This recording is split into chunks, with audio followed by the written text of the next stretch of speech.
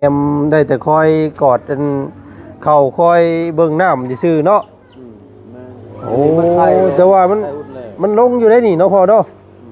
ลงน้ำอยู่นี่พี่น้องเห็นกันน้ำดึกอยู่ดินี่พี่น้องเลยมันเทพื้นคือว่าอยากดำนะเทพื้นเรียนประตูกล้าหักบ่เป็นยังดอกมันเป็นแต่กล้าบ่จะวานไว้บ่คือว่าบ้านวานไว้เลยเขาว่าน้ำท่วมเลยนั่นเลยมันยังพันออกครับออกเลยออกพี่เลยได้แล้วเสร็จเนาะมันบ่ตายดอกมีแต่ช่างใช้มือใต้เลยมันก็อยากยังอยู่คำ3-4 มื้อยังอยู่3-4 มื้ออะไรพี่น้องเอ้ยซ้ำอยู่แบบนี้เนาะโอ้ยหักยังสิรอดอยู่ดอกพี่น้องเอ้ยเพราะว่าคำ3-4 มื้อนี่ยังได้อยู่กะเข้าเนาะถ้าเป็นอาทิตย์2 อาทิตย์ขึ้นไปแล้วบ่ยั้งแล้วพี่น้องเอ้ยสีข้างนี่คือมันก็เป็นไปสิบาทนี่พี่น้องเอ้ยโอ้สีมันลอกมันซีเมนต์มันบ่กินได้นี่พี่น้องเอ้ยเนาะเพราะว่ามันต้องคัดก่อนต้องลงไอ้หยังเพิ่นสกินโค้ดก่อนมันจังสิได้เนาะอันนี้แบบซี่เฮาทาโลดอันชุมกองไผ่อยู่บาดนี้เนาะกำลังเฮ็ดกินหยังเด้ทางนี้เนาะเฮ็ดกินหยังเนาะนี่เนาะกินน้ำกินข้าวกับหยังอันนี้ไม่ให้กินจี้ข้าวโตกินคักอยู่ได้นี่เนาะน้ำมุงและนั่นแหละถ้าหากับวันอาทิตย์เนี่ยก็เลิกกับเจ้าของดินกับมัสการคือกันเขาไปยิสูคือกันมื้ออื่นนี่มันบ่ได้เนาะมื้ออื่นเนาะเอาพอดีได้ต่างเมืองฟ้าเมืองฝนนำโดยเบิ่งฟ้าเมืองฝนนั่นแหละก็เลิกกับบ่ทุกข์บ่ยากแล้วก็เรื่องก็ฝนฟ้าอากาศนี่ว่าสิเลิกกับเจ้าของดินกับเขายังมัสการกันนั่นแหละ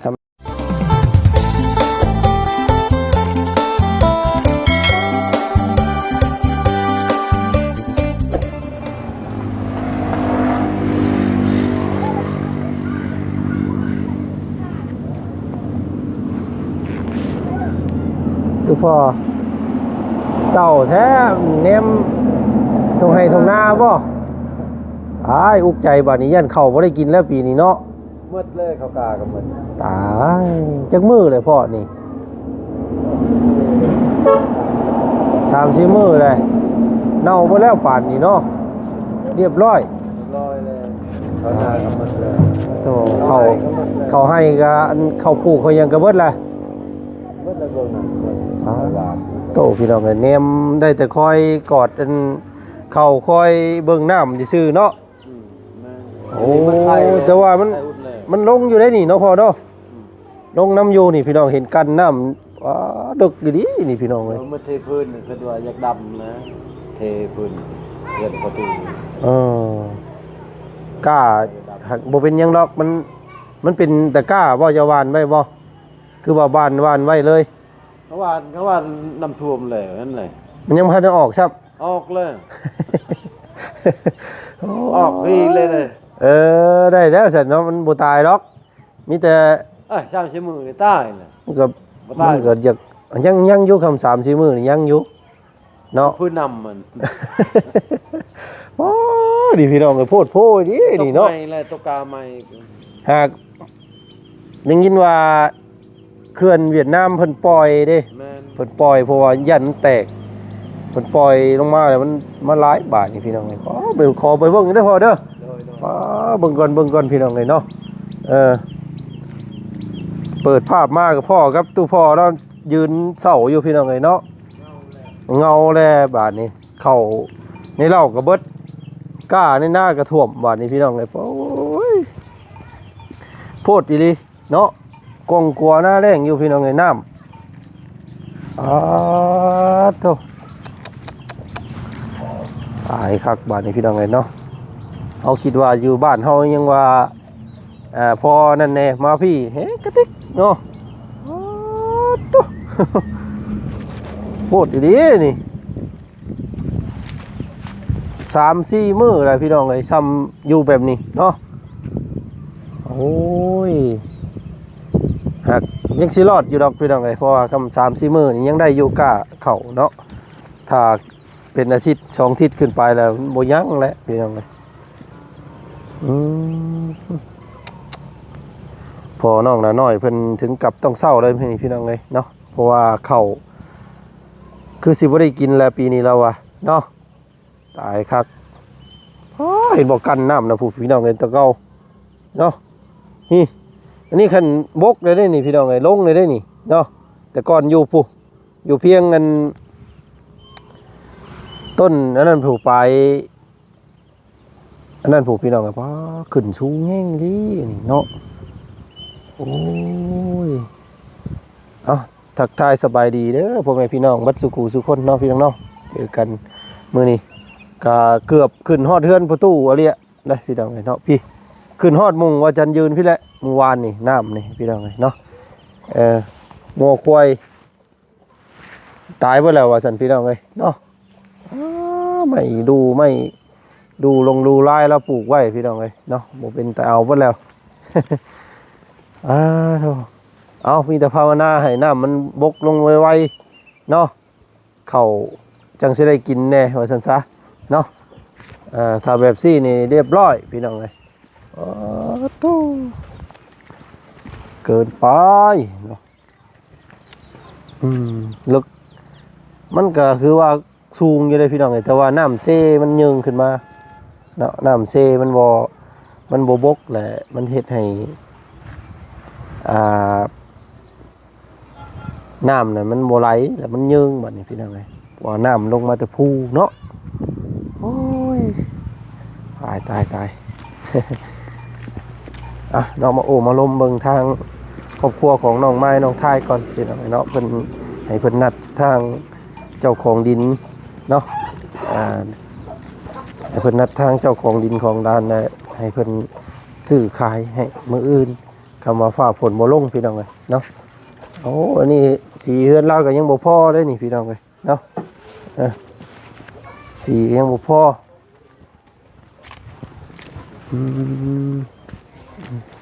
โอ้เราเอาถุงยางหนีไปอยู่เพราะว่าอันนั้นเนาะโธ่สีขางนี่คือก็เป็นไปสิบาทนี่พี่น้องโอ้สีมันลอกมันซีเมนต์มันบ่กินนี่พี่น้องเนาะเพราะว่ามันต้องคัดก่อนต้องลงอย่างเพิ่นสกินโค้ดก่อนมันจังสิได้เนาะอันนี้แบบซี่เฮาทาโลดนี่มันลอกโอ้เฮือนก็ลอกบาดนี้น้ำก็ท่วมเฮือนก็ลอกน้ำก็ท่วมเข้าเงาเลยทางพอน้องละน้อยเพิ่นพี่น้องเลยทางนี้เพิ่นกำลังเทพื้นบ่นี่เฮือนประตูเพิ่นนี่พี่น้องเลยโอ้มาถักมาทายเบิ่งก่อนทางนี้พี่น้องเลยเป็นจังใดเนาะโธ่น้ำสิท่วมตารางเฮือนเนี่ยเนาะประตูเนาะโอ้ตู้พี่น้องเลยสบายดีเนาะสบายดีเนาะโอ้สบายดี FC โอ้ยน้องเสือตลอดเลยนี่พี่น้องเนาะเอาให้พ่อลูกถือเลยเนาะเป็นนี่ได้บ่ได้ไปหาร้อยดินน้ำบ่มื้อนี้บ่เคยไปมันสิไปทางไหนนอนได้นี่เนาะส่วนอยู่เทิงผู้พุ่นมันบ่ตายเบิดแล้วบ่จักบ่ได้เห็นเลยบ่ได้ไปเยี่ยมเลยไปบ่ได้ครับบ้านนี้พี่น้องไงนั่งอันเดาชุมกองไผ่อยู่บ้านนี้เนาะกำลังเฮ็ดกินอย่างเด้ทางนี้เนาะเฮ็ดกินอย่างเนาะนี่เนาะกินน้ำกินข้าวกับยังอันนี้จี้ข้าวโตกินอะไรคักอยู่ได้นี่เนาะหนาวบ่ครับบ่ได้บ่จีรอได้บ่ได้ค่ะอาบน้ำชิมระวังได้เด้อเนาะสิเข็บไปงอดหลายแท้ๆได้พี่น้องเอ้ยเนาะไปเบิ่งอยู่ประตูไปเลาะเบิ่งอยู่หั่นตะเกามันเคยขึ้นมาฮอดบ่ตารางเฮือนเจ้าพี่ตะเกาโอ้ฮอดเพียงนี้ฮอดพี่โตนี่เห็นพอใช้ก็อันนี้ยังธรรมดานี่เนาะธรรมดานี่ โตอันนี้ยังบ่ธรรมดาอยู่พี่น้องเอ้ยเนาะมันอันนี้มันบกเลยได้นี่เนาะ โดยมันบก โอ้มันมินนี่ตายเบิดแล้วอันนี้พี่น้องเอ้ยเนาะใช้สายสร้างเพิ่นบ่ได้มาบ่ จากบ่เห็นจัง อืมยังบ่ทันเห็นอยู่สร้างก็ได้สร้างนั้นสร้างแด่สร้างนี่บ่ โดย โอ้ยเบิ่งเถอะพี่น้องเนาะฝนตกเพิ่นก็เฮ็ดบ่ได้เพิ่นก็บ่มาได้บ่เนาะโธ่เอาลงเรียบร้อยแล้วเนาะท่อน้ำเอาลงเรียบร้อยพี่น้องเอ้ยแต่ว่าสร้างบ่ได้มาเฮ็ดมื้อนี้พี่น้องเนาะตายคักบาดนี้พี่น้องเอ้ยเข้าในนาพอน้องละน้อยเราโอ้สิตายเบิดแล้วเข้าเนาะ ตาย แล้วบาดนี้ อุ้ยลึกกว่าเอา เคนนั่นน่ะกอดกระตุกลอยไปไสเมื่อวานนี่ ไปลูกน้อย ไปหานั่นบ่ไปลอยไปหาแนวกินนี่บ่ แนวกินกะลานี่ หาจิดอ เออ โอ้ยพี่น้องเอ้ยได้อยู่บ่เมื่อวานนี่ โมไปได้กาโนตัวนึงโมได้แต่ตีอยู่ปกใหม่ ได้หนู โดย มันน้ำท่วมหูมันเนาะ โดย เออพี่น้องเอ้ยเนาะก็ข่าวล่าสุดนี่ก็ถือว่าทางเขื่อนของไอ้น้องเวียดนามเฮาเนาะเพิ่นปล่อยเขื่อนเนาะเพิ่นปล่อยเขื่อนอยู่เทิงผู้ปล่อย โดย เพิ่นปล่อยแล้วมันน้ำมันยืงบาดทางเฮา โอ้ เนาะเพิ่นย่านเขื่อนแตกเด้ทางใต้เพิ่นแฮกกระเต็กพี่น้องเอ้ยทางอัตตปือ อัตตปือ เออ เด็ก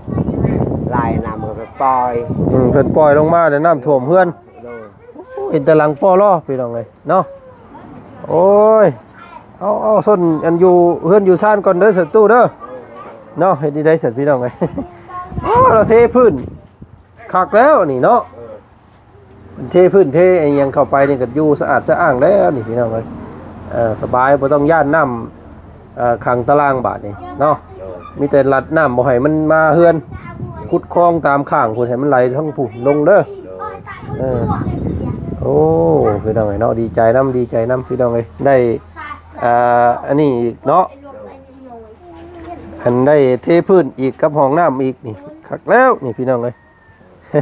เฮือนบ่ได้หัวบ่ตู้ โดย เฮือนบ่ได้เป็นหยังบ่ ก็โหแต่ดอกเดียวไปฉาบ มันไอ้สร้างเพิ่นแก้ให้เด้อเพิ่นมาแล้วก็บอกเพิ่นว่ามันน้ำมันหัวมันหยังมงใดพี่น้องเอ้ยนอนรับม่วนพันดีเนาะ กินข้าวกับหยังมื้อนี้ ยัง บ่มีแนวกิน เออ ถ้าแกงหน่อไม้พุ่นแล้วเนาะ ยังลมใหม่เข้ายังก็ได้หู อ้ายพี่น้องเอ้ยเอ้าลมมาอีกแล้วหั่นพายุสิเข้าอีกได้นี่พี่น้องเอ้ยโอ้โต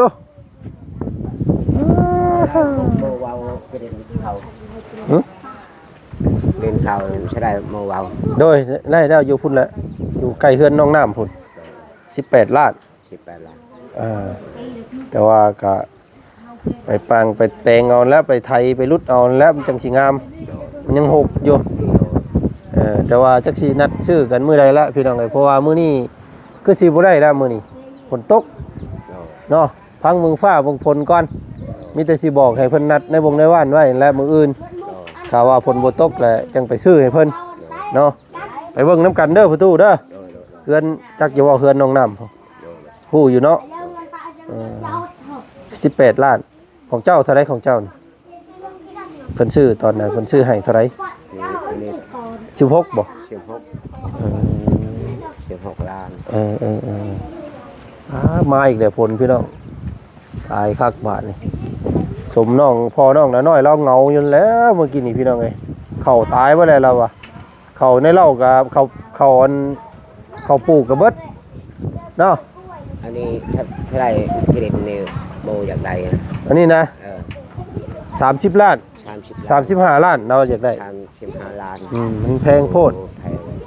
ก็เลยบ่ได้ซื้อกี่ว่าสิซื้อให้อยู่น้ำกันนี่แล้วว่ะแต่ว่ามันแพงก็เลยไปเอามงพุ่น18 ล้านหนึงเพิ่นลดให้ ตอนนั้นเนาะทำขายทำก็พอดีเอา แม่นอันนี้มัน แพงเลย แพงโพดพี่น้องไอ้30 ล้าน50,000 บาทเนาะ โดย ก็เลยบ่ไหว้พี่น้องไอ้เนาะให้ไปซื้อให้เพิ่นอยู่พุ่นจังว่ากันเนาะ โดย ต่อนัดหมายทางในบุงในบ้านไว้ก่อนมื้อนี้ประตูเด้อนะเอาเนาะเดี๋ยวสิมาเยี่ยมใหม่ระวัดระวังนะเนาะเตรียมเข้าคลองเอาไว้สูงเด้อมันบ่ท่วมหรอว่าเฮือนพุ่นเนาะอย่างน้อยก็เพียงนี้เนาะ นี่เพียงนี้ ได้อยู่หรอกสาพี่น้องเอ้ยเนาะต้องสู้ๆเด้อสู้ๆพี่น้องเอ้ยเนาะมื้อนี้ไปก่อนโอ้ยผลมาแล้วพี่น้องเอ้ยผลพ่อผลบาทนี่ ต้องไผ่แบบกินกับน้ำมันน้ำแล้วก็ พี่น้องตัดภาพมาทางครอบครัวของน้องทายน้องไม้ก่อนบาทนี่พี่น้องเนาะสบายดีไอ้เนาะผลย่อยคือเก่ามื้อนี้เนาะโอ้พี่น้องเอ้ยเอายังส้นเศร้าอยู่ก่อนเด้อ โดยว่าสิยังมุ่งเพบัตอันทางทีมงานเบาเสียงซื้อให้เมื่อวานจะมุ่งและมุ่งกับเรื่องกับทอดออกไม่จะดีแล้วจะมุ่งกับ มงอยู่ก่อน อยู่ด้วยก่อนบ่าลมบ่แห้งนี่ก็ใครดอกนี่มุ่งเพบัตนี่ว่าลมแห้งเดี๋ยวยันมันปิ้วมันก็ลำบากนี่กับพลอีกยันมันลื่นขึ้นเลย ให้มันผลเศร้าซะก่อนจังขึ้น โดย มันพลาดตกโอ้ยพี่น้องเอ้ยเนาะลำบากอีกแล้ว ก็ญาติแบบอยู่ไหนก็ไม่เส้นก็ไม่ใช่ไม่เส้นไม่ปอกไม่ฟางนี่แหละ มันหลอกบ่ได้เนาะ โดย ขึ้นไปบุบลงหันโอ้ยพี่น้องเอ้ย แล้วก็บ่ อันตรายแล้ว บ่มีวันอยู่แล้วฟังโหดก็บ่มีวันอยู่แล้วมื้อนี้ เอ้ามีแต่อยากมาเว้าในนี่เด้อมื้อนี้เด้อ โดย มีแต่อยากให้ทางอ้ายเป็นนัดทางในบ้านเนาะ ก็และน่าจะให้เจ้าของดินนั่นแหละคือโปรตูนั่นแหละคือดินเขาซื้อให้ทีมงานซื้อให้โปรตูก็เลิกกับเจ้าของบ่นัดเฮากับมีแต่ผู้ซื้อเฮาบ่นัดบ่ได้แต่ว่า ให้ผู้ขายเพิ่นนัดบ่ โดยเฮาก็เว้ากับนำเพิ่นก็มื้อใด นั่นแหละอันมีแต่ให้เจ้าไปบอกเพิ่นก่อนไปบอกทางเจ้าของดินนั่นเนาะ โดยมื้ออื่นถึกวันอาทิตย์ เรายัดบ่ได้นะมื้ออื่นเนาะ วันจันทร์นี่ตรงวันอาทิตย์ตรงไปนัดกับเจ้าของดินวันที่วันจะมื้ออื่นวันถึกวันจันทร์ก็จังโมง จังนัดกันเนาะ ทีมงานสิมานะ ประมาณ 9:00 10:00 นและ โดยนั่นแหละถ้าหากวันอาทิตย์เนี่ยก็เลิกกับเจ้าของดินก็มัสการคือกันเข้าไปยิสูคือกัน มื้ออื่นนี่มันบ่ได้เนาะมื้ออื่นเนาะเอาพอดีได้ต่างเบิ่งฟ้าเบิ่งฝนนำ โดยเบิ่งกะเบิ่งฟ้าเบิ่งฝนนั่นแหละก็เลิกกับบ่ทุกข์บ่ยากแล้วก็เรื่องก็ฝนฟ้าอากาศนี่ว่าสิเลิกกับเจ้าของดินก็เขายังมัสการกันนั่นแหละ ทำเจ้าไปมัสการน้ำเพิ่นมื้ออื่นก็บอกเพิ่นเด้อ โดย บอกว่าหาอันนัดในวงรายวันไว้ประมาณวันจันทร์เนาะ โดย 10:00 น 11:00 นนี่แหละเนาะประมาณนี้แหละประมาณมันแดดมันนายนี่แหละ โดย มาเบิ่งน้ำกันมาใบซื้อขายนะอันบ่จันทร์ซื้อมีแล้ว โดย เนาะมีแต่ให้เพิ่นเขียนเพราะบ้านเพิ่นยังเขียนเลยประทับตาได้พ่อพี่น้องเนาะ โดย เขียนหมายเหตุไว้ข้างหลังนั่นแหละว่าซั่นซะเนาะมื้อนี้แม่นบ่ได้ละมื้อนี้พี่น้องเอ้ยเนาะโธ่ผลโพดโพอีหลีเนาะ โดย เอาโอเคฉันไปทักทายทางนั้นก่อนเด้อเพิ่นเฮ็ดอีหยังกินข้าวแล้วบ่มื้อนี้เรียบร้อยแล้วบ่เบิ่งก่อนพี่น้องเอ้ยเนาะบังตกได้ดูเอ้ยเนาะใครอยู่ดอกเฮือนเราอยู่สูงอยู่น้ำบ่ฮอดพี่ดอกว่าซั่นซะตู้นี่ก็ฮอดแล้ว เนาะลำบากหลายพี่น้องเอ้ยนี่เอามีแต่พอกอันทางพอน้องเพิ่นนัดหมายไว้ซะก่อนว่าซั่นซะมื้อนี้เนาะก็ยังซื้อบ่ได้ว่าซั่นซะเนาะสิเป็นวันจันทร์พุ่นแหละมื้ออื่นเป็นวันนมัสการพระเยซูเนาะพี่น้องเนาะก็เลยยังบ่ทันได้ว่าซั่นซะมื้ออื่นมีแต่หาทางพื้นที่หาไม้หาหยังไปซักไว้ซะก่อนเนาะมื้อนี้เนาะคนฟืนคนไฟเขาลุกคุกกว่าอยู่พี่น้องเลยทางนี้เนาะโธ่หน่อไม้หน่อมันกับน้องเพิ่นหาบ่ได้มื้อนี้บ่มีพี่น้องเลยเพราะว่ามันน้ำท่วมเนาะอยู่เฮือนอยู่ซ่านแล้วบ่มีหยังกินแล้วว่าซั่นซะเนาะเอาพี่น้องเลยก็ ของเขตใดที่ว่าน้ำท่วมก็สู้ๆเด้อทั้งนั้นก็ได้เนาะเฮ็ดได้ซะพี่น้องเอ้ยไฟธรรมชาติเนาะทางไอ้น้องเวียดนามเฮาเพิ่นปล่อยเคลื่อนก็เพื่อป้องกันบ่ให้เคลื่อนแตกเคลื่อนหยังและเคลื่อนแตกยังสิกระเต็กกว่านี้พี่น้องเอ้ยเนาะเข้าใจทั้งสองภาคสองฝ่ายเนาะเฮ็ดได้ซะอยู่ปรับสภาพให้มันเข้ากับสิ่งแวดล้อมแล้วพอเนาะพี่น้องเนาะเอ้าคลิปนี้ก็บ่มีหยังหลายเนาะมาทักมาทายซ้ำนี้ก่อนพี่น้องเอ้ยเจอกันใหม่คลิปหน้าคลิปนี้ก็สบายดีเบิดสุขุสุคนเด้อเนาะเจอกันใหม่เด้อพี่น้องเด้อไปเนาะอันตรายหลายน้ำนี่โอ้ยน้องหลาน้อยสิได้กินข้าวอยู่บ่พี่น้าพี่น้องเอ้ยยันบ่ได้กินแล้วเราเงางอยอยู่พอเพิ่นก็ได้ข้าวเปื่อยเบิดเลยเนาะ